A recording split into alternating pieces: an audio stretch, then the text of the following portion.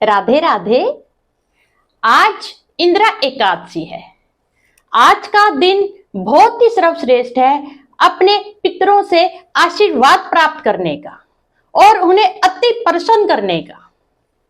यह जो इंदिरा एकादशी का व्रत है, इस एकादशी के व्रत से जो भी नरक में कोई पितर आपका या हमारा कोई भी पितर अगर चला गया है तो उसका परम उद्धार हो जाता है, उनकी परम मुक्ति हो जाती है।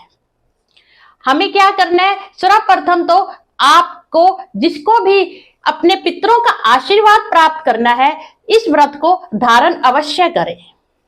और सबसे पहले आपको यह ध्यान रखना है, जो भी आपको ब्राह्मण भोजन या पितर जी का श्राद्ध या जो भी कुछ करना है, उसका टाइम जो है वो है 12 से 12:30 के बीच में, क्योंकि यह सबसे उत्तम समय माना गया है पितरों के निमित्त, क्योंकि यह उनका ही समय है, दोपहर के 12 और 12:30 के बीच में।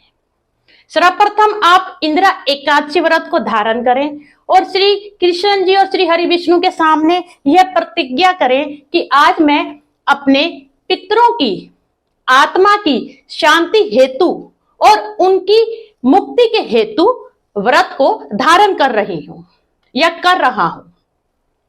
जो ये इंदिरा एकादशी का व्रत है, इसमें शालिग्राम जो पूजन है वह बहुत ही महत्वपूर्ण है। अगर आपके पास शालिग्राम नहीं है तो आप कोई छोटा सा इतना सा पत्थर ले लीजिए और उन्हें प्रभु श्री शालिग्राम जी का रूप मान के आप तुलसी की जड़ के नीचे आज स्थापित करके उनकी पूजन अवश्य कीजिए। जो शालिग्राम जो भी है आपके घर में, आप उनको आज पंचामृत स्नान कराएं और वह भी शंख जो होता है उसमें भर के आप उन्हें स्नान कराएं।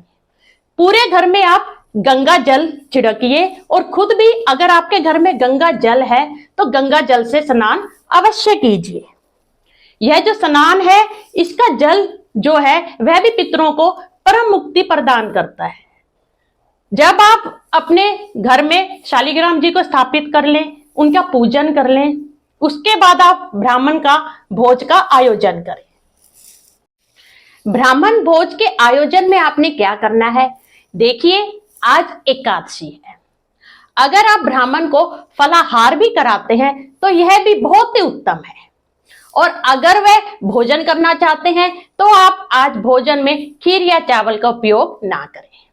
आप स्वादिष्ट पकवान बनाइए, मीठे पकवान बनाइए और ब्राह्मण, कम से कम एक ब्राह्मण को शालिग्राम जी जहां पे स्थापित किए हैं वहीं पे पास में बिठा के आप उनका पूजन कीजिए। और आज दोपहर को 12 से 12:30 के बीच में जहां भी पीपल का वृक्ष है आपके घर के आसपास या मंदिर में, वहां पे आप जरूर जाइए और वहां पर आप उस जो पीपल का जो वृक्ष है उसे कच्चे दूध से, जिसमें शक्कर मिली हो और काले तिल और गंगा जल, यह डाल के आप जो वृक्ष है पीपल का उसमें आप सिंचन कीजिए, अपने सभी पितरों को याद करते हुए कि वह परम मुक्ति उनको प्राप्त हो।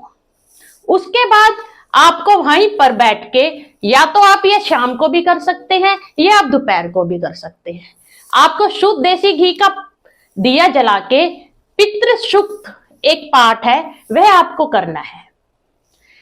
और फिर उसके बाद सबसे आखिरी में आपको पीपल की परिक्रमा अवश्य करनी है और कुछ भी दक्षिणा आप उस पीपल की जड़ पे चढ़ा दीजिए। यह अचूक उपाय है संतान बाधा को दूर करने का। पितरों के आशीर्वाद से अगले साल तक आपकी जो संतान बाधा है वह पूरी तरह से दूर हो जाएगी। उसके बाद जब आपको शाम के समय क्या करना है, तुलसी माता के पास ही जो शालिग्राम जी हैं, आप वहीं पे देसी घी का दिया जलाइए और उसमें इतना घी डालिए कि कम से कम 2 या 3 घंटे आप वहीं पे बैठ के आप जागरण कर पाए।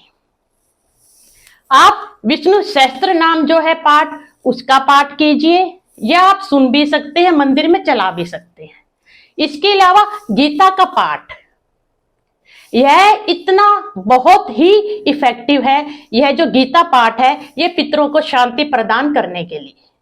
गीता पाठ का अगर आपके पास समय नहीं है तो गीता पाठ जो है उसका जो 7वां अध्याय है वह बहुत महत्वपूर्ण है, आप सिर्फ उसी का ही पाठ कर लीजिए। आप ये करिए। और शाम के समय आप बताशे का प्रसाद अवश्य लगाइए पितरों का नाम लेके, और वह जो प्रसाद है बताशे का वह भक्तों में बांट दीजिए।